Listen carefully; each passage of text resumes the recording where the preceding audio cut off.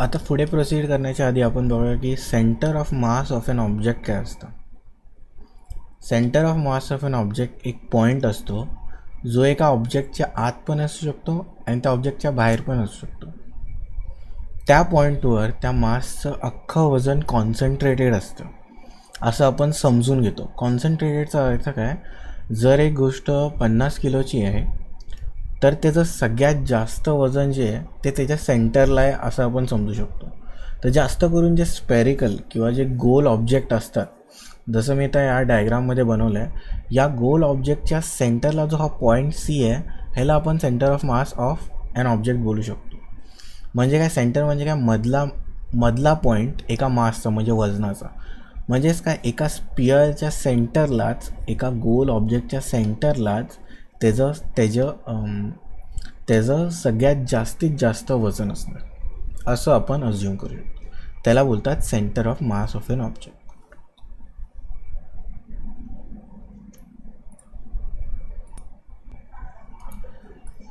The next part आपण करणार आहे ते आहे युनिफॉर्म सर्क्युलर मोशन किंवा मॅग्नेट्यूड ऑफ सेंट्रिपिटल फोर्स वरचा डेरिव्हेशन.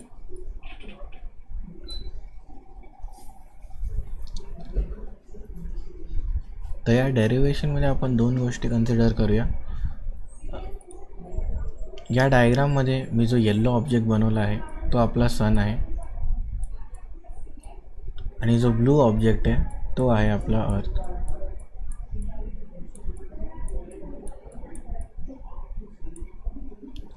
आणि जसं आपण सेंट्रिपिटल फोर्समध्ये बघितलं तर तीन गोष्टी इम्पॉर्टंट असतात. ते या अर्थ आणि या सनमधला डिस्टन्स मी दिला आहे आर, ह्याला आपण रेडियस कन्सिडर करूया. ह्या दोघांमधला जो पण डिस्टन्स आहे त्याला मी घेतलं आहे आर. आणि या अर्थला पूर्ण राऊंड फिरायला जेवढा पण स्पीड घेतो आहे तो, हा ब्लू अर्थ जेवढे पण स्पीडनी जातो आहे त्याला मी बोलणार आहे व्ही वेलोसिटी.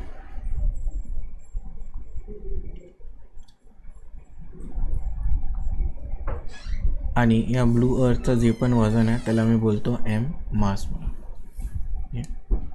आता हा जो ब्लू अर्थ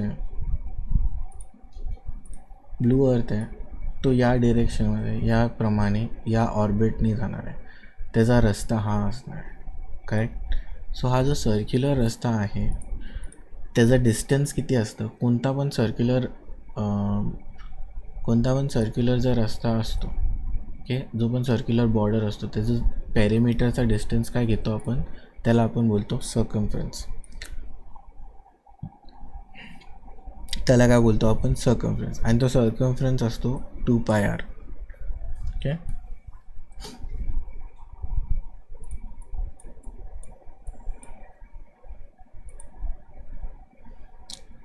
आता जसं आपण सेंट्रिपिटल फोर्समधून शिकलो आहे की सेंट्रिपिटल फोर्स कशी फाइंड आउट करतात. जो पण ऑब्जेक्ट सेंटरच्या दिशेने फोर्स एक्झर्ट करत असतो ती असते mv²/r.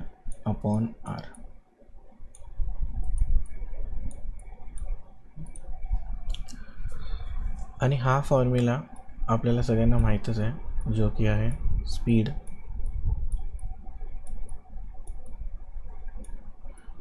इज इक्वल टू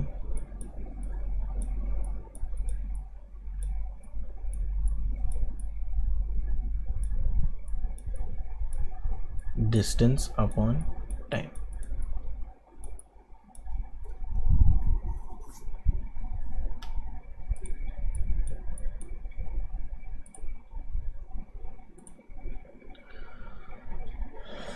आणि जेवढा वेळ अर्थला सनच्या अराउंड फिरायला लागणार आहे, मी आधीच एक्सप्लेन केलं, जेवढा पण वेळ अर्थला आपल्या सनच्या अराउंड फिरायला लागणार आहे त्याला आपण बोलूया टाईम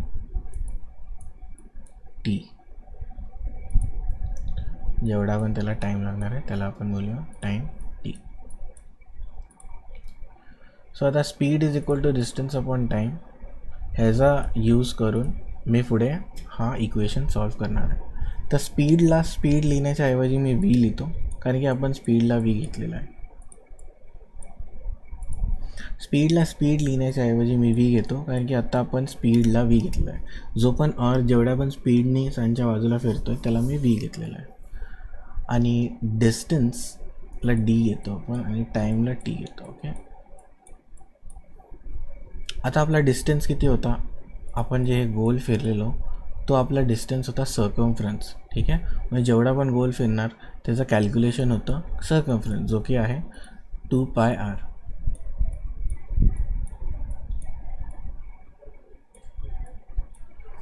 आणि आपला टाईम टी तो मी असंच खाली लिहितो. ह्याच्यावरून मला स्पीड काय असणार आहे ते कळालं. स्पीड असणार आहे 2πr/t. आता पुढे मी हा जो फॉर्म्युला घेतलेला तो मी परत आणतो याला.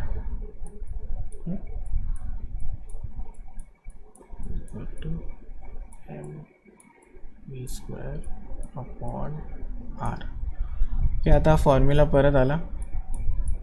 आता आपल्याला ची व्हॅल्यू आपण काढलेली आहे बरोबर. ची व्हॅल्यू इथे मी काढलेली आहे, तर मी ची व्हॅल्यू जी आहे ती या फॉर्म्युलामध्ये पुटअप करतो, जी की आहे 2πr/t² अपॉन आर मी असंच लिहितो. जेव्हा हा ब्रॅकेट मी जेव्हा ओपन अप करणार तेव्हा मला काय मिळतं, m = 2चा स्क्वेअर असणार 4, π² तसाच येणार, r² upon r into T square. Okay, हा टीचा स्क्वेअर होणार आणि तो खाली जाणार. आता यात कॅन्सलेशन काय काय मिळते मला हा आर कॅन्सल होतं आणि हे r² होतं, त्यामधलं एक r निघून जातं.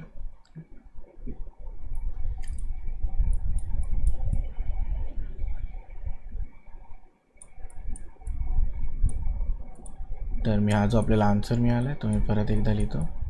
f = 4m π²r/t². आता आपला जो डिझायर्ड रिझल्ट आहे, डिझायर्ड रिझल्ट म्हणजे आपल्याला जे पाहिजे ते आणण्यासाठी आपण इथे काय करूया, या पूर्ण इक्वेशनला मल्टिप्लाय बाय r² करूया आणि डिवाइड बाय r².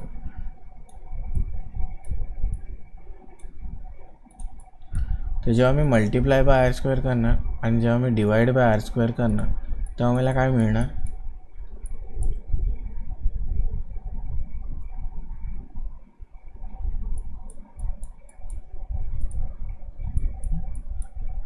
तर आपण नॉर्मली मल्टिप्लाय करूया. आता वरती मल्टिप्लिकेशन जे होणार ते वरती होणार बरोबर.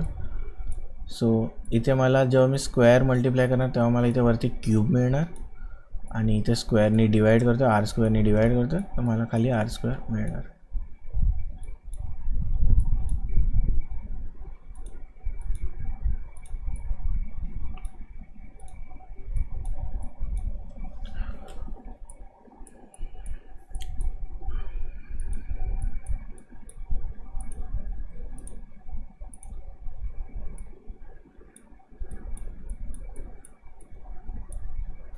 आता आपण काय करूया, आपल्याला ज्या पण गोष्टी सेपरेट ठेवायच्या त्या आपण सेपरेट करूया.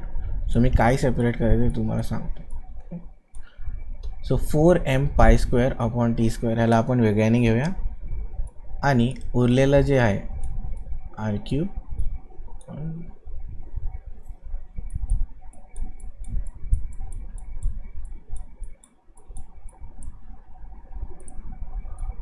आता आपण थोडं सेपरेशन करू. 4m π²/r² ह्याला आपण सेपरेट करूया आणि r³/t² ला आपण वेगळं करू.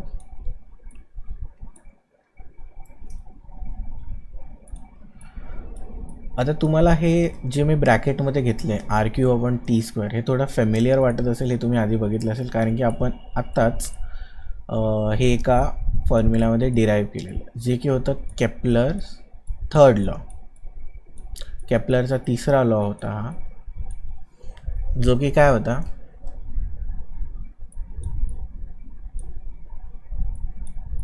केपलरचा तिसरा लॉ होता की t²/r³ हे काय नाही पण एक कॉन्स्टंट के असतो. हे आपण केलेलं, तर हे t²/r³ होतं ना, तर ह्याला उलटा केला तर काय होतं r³/t². मग त्या जागेवर आपण के टाकलं. सो हा के खाली आला.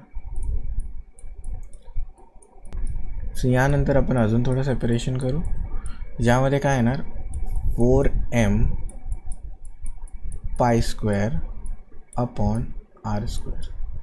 ह्याला वेगळं करू आणि हा जो के आपला आलेला त्याला 1/k असं वेगळ्याने लिहू.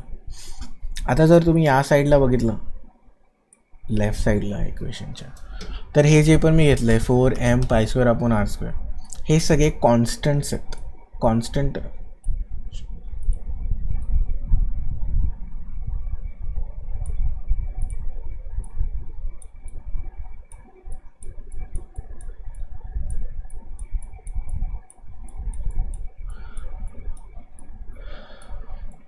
आता आपण अजून सेपरेशन करू.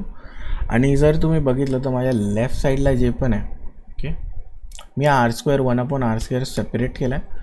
तर तुम्ही माझ्या लेफ्ट साईडला जर बघाल तर इथे जे पण आहेत 4m पाय स्क्वेअर अपॉन के, हे सगळं एक कॉन्स्टंटचा पार्ट येतो. ओके, हे सगळे एक कॉन्स्टंटचा पार्ट आहे. कॉन्स्टंट म्हणजे काय नाही, ह्यांच्या जागेवर एक कोणता पण एक नॉर्मल नंबर येऊ शकतो, असे आपली गोष्ट, त्याला बोलतो आपण कॉन्स्टंट. तर या सगळ्याला मी काय घेणार आहे, कॉन्स्टंट.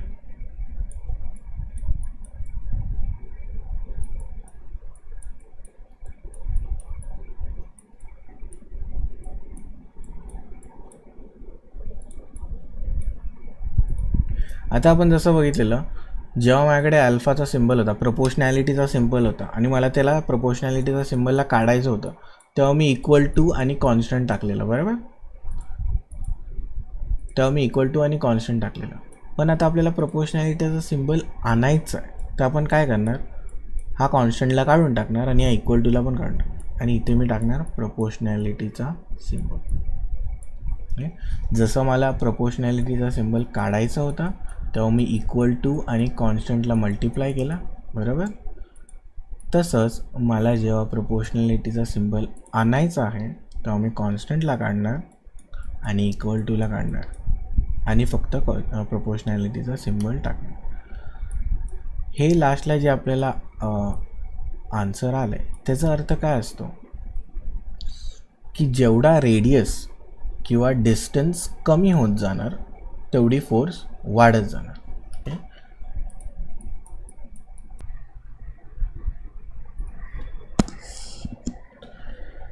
आता आपण प्रोसीड करणार आहोत सॉल्व्ड एक्झाम्पल्सकडे. सो फर्स्ट सॉल्व्ड एक्झाम्पल आहे, Mahendra and Virat are sitting at a distance of 1 meter from each other.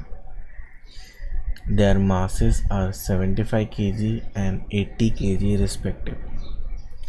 तर महेंद्र आणि विराट अशी दोन मुलं आहेत आणि ते 1 मीटर लांब बसलेत एकमेकांपेक्षा.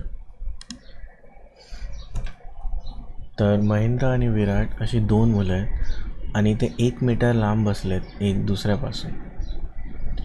एकाचं वजन आहे 75, महेंद्रचं वजन आहे 75 आणि विराटचं वजन आहे 80 kg. तर त्या दोघांमधली ग्रॅव्हिटेशनल फोर्स किती आहे ते आपल्याला माहीत करायचं आहे.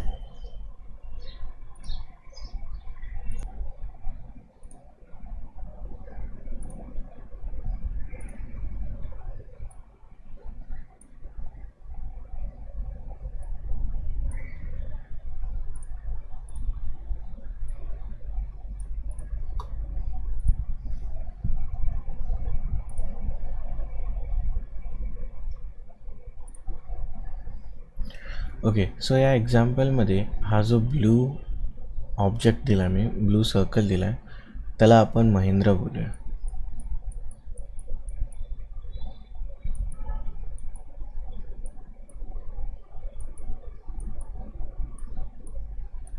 आणि हा जो ग्रे सर्कल इथे मी बनवला त्याला आपण विराट बोलूया.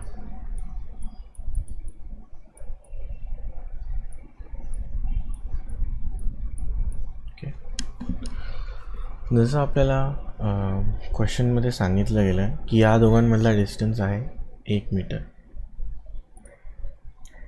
या दोघांमधला डिस्टन्स किंवा आर, डिस्टन्सला आपण आर बोलत आलो आहे, हा असणार 1 मीटर.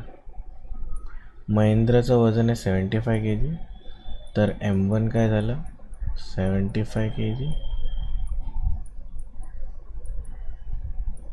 आणि विराटचं वजन आहे 80 kg. सो M2 काय झालं 80 किलोग्राम्स. हा समाधी एवढा समजून घ्यायचा.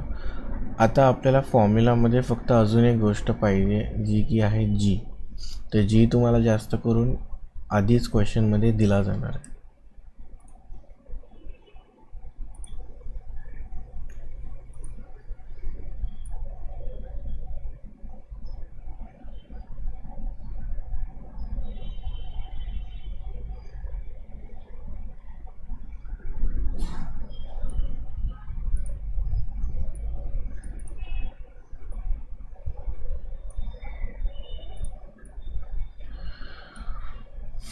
आता जे आपण वरती सगळं लिहिलं ते आपण एकदा गिवनमध्ये लिहून घेऊया, गिवन किंवा डेटामध्ये.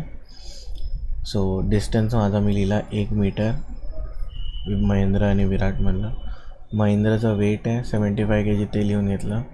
परत विराटचं वेट आहे 80 kg, ते पण लिहून घेतलं. जी तुम्हाला आधीपासून दिला जाणार किंवा नाही दिला तर तुम्हाला लर्न करायला लागेल, जो की आहे 6.67 × 10⁻11 न्यूटन मीटर स्क्वेअर पर kg पर किलोग्राम स्क्वेअर. आणि याला जीला बोलतात युनिव्हर्सल ग्रॅव्हिटेशनल कॉन्स्टंट. हे आपलं आधी झालेलं आहे. आता सोल्युशन सॉल्व करताना आपण काय करायचं,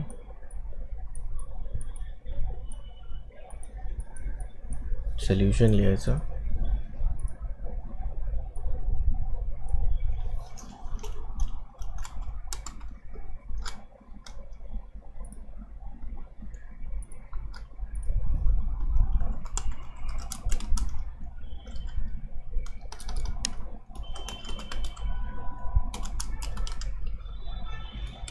मग आपण अकॉर्डिंग टू न्यूटनचं लॉ लिहूया आणि जो आपण मेन फॉर्म्युला बघितलेला तो आपण लिहून घेऊया, जो की आहे कोणते पण जर फोर्स काढायचा असेल, ग्रॅव्हिटेशनल फोर्स काढायचा असेल तर हाच फॉर्म्युला यूज करतो आपण, जो की आहे F = G M1 × M2 upon R². Okay, हा फॉर्म्युला आपण लिहून घ्या. आता आपल्या जे पण व्हॅल्यूज आहेत ते आपण इथे पुटअप करूया. माझ्याकडे जीच्या जागेवर मला लिहायला लागणार 6.67 × 10⁻11 0.67 × 10⁻11.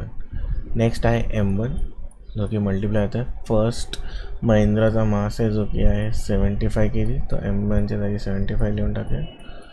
आणि M2 असणार आहे विराटचं मास, जे की आहे 80 kg, जागेवर आपण 80 लिहून टाकू. नेक्स्ट आहे R². R² काय आहे 1 आहे, तो आपण 1चा स्क्वेअर लिहून टाकू. आता आपण सगळं लिहून घेतलं आहे. आता फक्त सॉल्व करायचं बाकी आहे.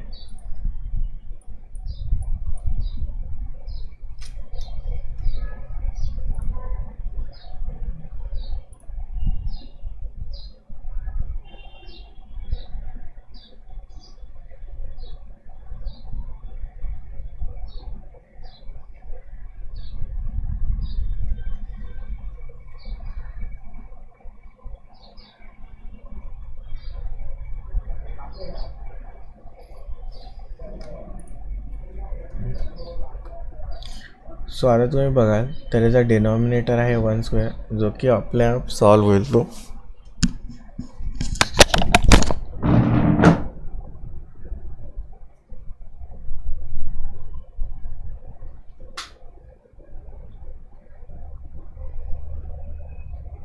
डिनॉमिनेटर तुम्ही बघितला तर तो आहे 1². आणि जेव्हा डिनॉमिनेटर 1 असतो तेव्हा काहीच नाही लिहिलं तरी चालतं. ओके, सो आपला हे डिनॉमिनेटर सॉल्व झाला आहे. आपल्याला फक्त हा वरचा पार्ट जो आहे तो मल्टिप्लाय करायचा. ओके, हा जो अपर पार्ट आहे तो आपल्याला मल्टिप्लाय करायचा. तर आता मी तुमच्यासाठी सॉल्व करून देणार आहे, बट आय होप की तुम्ही लोक स्वतःहून सॉल्व करा. ओके, आणि न्यूमेरिकल्स बघताना तुम्ही तुमच्या बुकमध्ये मे बी रफमध्ये हे सगळे कॅल्क्युलेशनचे पार्ट आत्ताच सॉल्व करून घ्या. सो पहिला आपण जे इझी पार्ट तो करूया. तो 75 × 80 हा मला इझी वाटतं, तर पहिला ते सॉल्व करायला घेऊया. सो एक ग्राफमध्ये लाईन बनवायची आणि 80 × 75. ओके, सो मल्टिप्लिकेशन चालू करायचं. 5 0 0, 5 8 40, क्रॉस जायचा. 7 0 0, 7 8 56. ओके, ॲडअप करायचं आपण. 0 0, 4 + 6 is 10, 1 कॅरीवर आणि त्याला 6. सो या दोघांचा आन्सर आला मला 6000. सो मी ते लिहून घेतो. 6000 इंटू 6.67 इंटू 10⁻². आता खालती हे 1 स्क्वेअर मी लिहित नाही, कारण की 1चा स्क्वेअर असतो 1, आणि जेव्हा डिनॉमिनेटरमध्ये 1 असतो, म्हणजे असं असतं डिनॉमिनेटर 1 असतं, तेव्हा त्याला नाही लिहिलं तरी चालतं.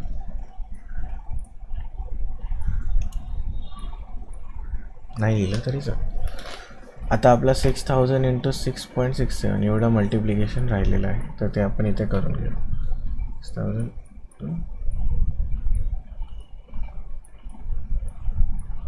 सिमिलरली असंच करायचं. 7 0 0, 7 0 0, 7 0 0,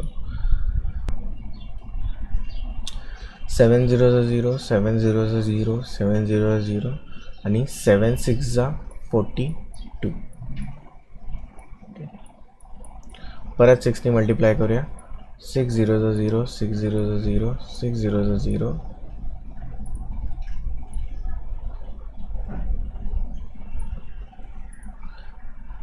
आणि 6 6 36. परत एकदा 6ने मल्टिप्लाय करायला लागेल. 6 0 0, 6 0 0, 6 0 0, 6 6 36. सो हे 0 आपण घेतलं, ॲड केलं, 0 ॲड केलं, इथे पण 0 ॲड केलं.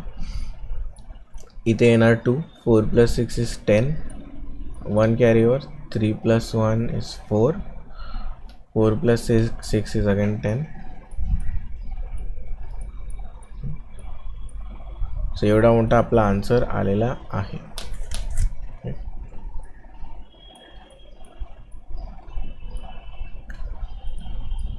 एवढा मोठा आपला आन्सर आलेला आहे.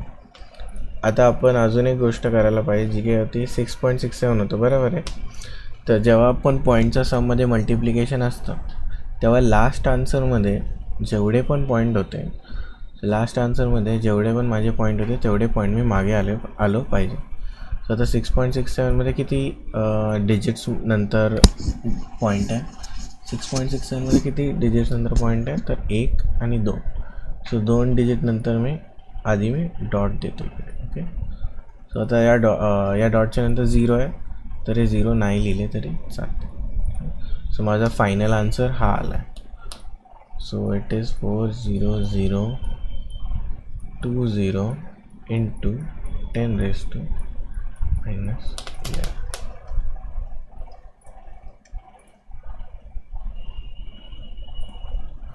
आता एक इम्पॉर्टंट गोष्ट, तुम्ही या पॉईंटला जरी आन्सर सोडून दिला, आणि याचं युनिट लिहायला विसरू नका. न्यूटनमध्ये युनिट असतं SI साठी, ओके, फोर्ससाठी. जर तुम्ही इथे आन्सर सोडून दिला तरी इट इज करेक्ट. ओके, चुकीचं काही येणार नाही आहे. बट जर तुम्हाला एक अजून स्टेप फर्दर जायचं असेल, पुढे जायचं असेल, तर काय करू शकता तुम्ही? तर हा खूप मोठा नंबर आहे, बरोबर, आणि जास्त करून फोर्स किंवा जे आपण असे फिजिक्समध्ये सम सॉल्व करणार आहे आपण आता, ते जास्त करून आपण एवढे मोठे नंबर्स लिहित नाही, पण त्याला आपण हे 10⁻² जे आहे ना -11 त्याच्यामध्ये ट्रान्सफर करतो. ते ट्रान्सफर कसे करायचे मी दाखवतो. सो आता आपण काय करूया, ह्याला 1 2 3 आणि 4 डिजिट्सच्या मागे आपण एक पॉईंट देऊया. म्हणजे बेसिकली मला काय करायचं आहे, हा 4 नंतर एक पॉईंट द्यायचा आहे, आणि हा आन्सर काहीतरी मला असा लिहायचा 4.002. पण मी डिजिट्स किती मागे घेतल्या, 1 2 3 आणि 4. तर त्या 4 डिजिट्स मला या पूर्ण ह्याच्यातून 11मधून मायनस करायला लागते. सो 11मधून मला 4 मायनस केल्या मला किती आलं, 7. तर मला लिहायला लागणार 10⁻⁷. ओके. तर तुम्ही इथे आन्सर सोडून दिला तरी करेक्टच आन्सर येणार आहे. बट जर तुम्हाला येत असेल पॉईंट शिफ्ट करता तर मी तुम्हाला रेकमेंड करेल की तुम्ही पॉईंट शिफ्ट करून आन्सर लिहा. ओके. इट डझंट मॅटर, तुमचा आन्सर करेक्टच आहे दोन्ही टायमाला. ओके. मग आपण फायनल आन्सर लिहून घ्यायचा.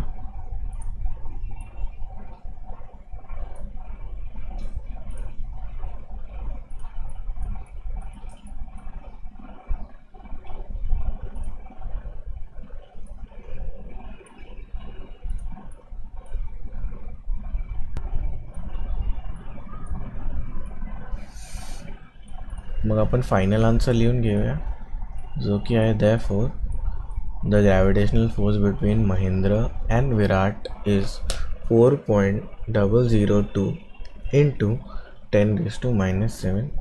हा आपला फायनल आन्सर आला. हा खूपच इझी सम होता, कारण की यात डिरेक्टली फक्त कॅल्क्युलेशन करायची होती आणि जास्त करून मुलांची चुकी यात होते तर कॅल्क्युलेशनमध्येच होते. तुम्हाला फॉर्म्युला विसरणार नाही तुम्ही, मला वाटत नाही, कारण की जे पण फॉर्म्युलामधल्या गोष्टी आहेत ते सममध्येच दिल्या आहेत. दोघांचे मास दिले आहेत, डिस्टन्स दिला आहे, जीची पण व्हॅल्यू तुम्हाला देतील आधीपासून. ठीक आहे. तुम्हाला सगळं दिलेलंच असणार आधीपासून. हा फॉर्म्युला पण खूपच इझी आहे. तुमची चुकी होणार तर ती फक्त कॅल्क्युलेशनमध्ये. तर कॅल्क्युलेशन तुम्ही स्वतःहून सॉल्व